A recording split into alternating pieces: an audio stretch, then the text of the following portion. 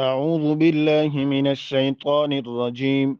بسم الله الرحمن الرحيم. أأنتم أشد خلقا أم السماء بناها رفع سمكها فسواها وأغطش ليلها وأخرج ضحاها والأرض بعد ذلك دحاها أخرج منها ماءها ومرعاها والجبال أرساها متاعا لكم ولأنعامكم فإذا جاءت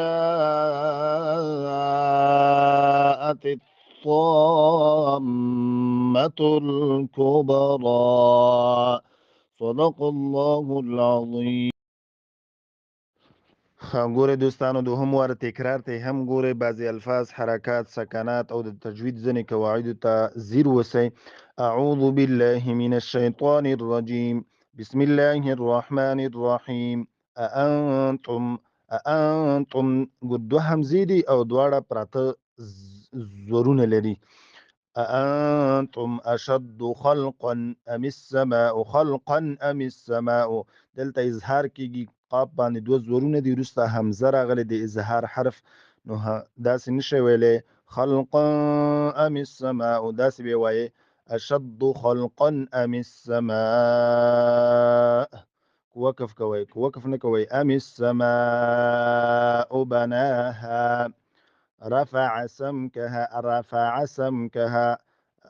دلته درې واړه حرفونه چې دي رفعه کې متحرک دي یعنی زورونه لري درې واړه.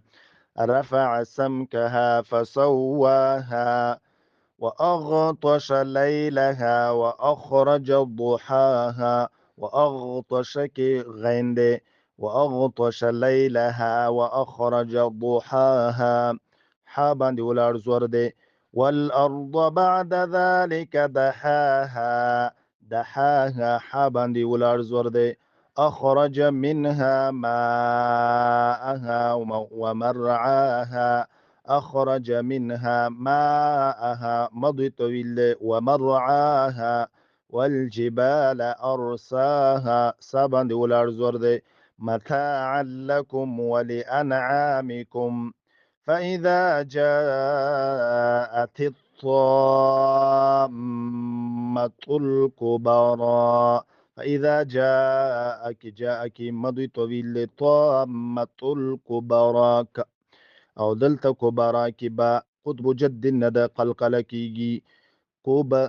فإذا جاءت الطامة الكبرى صدق الله العظيم.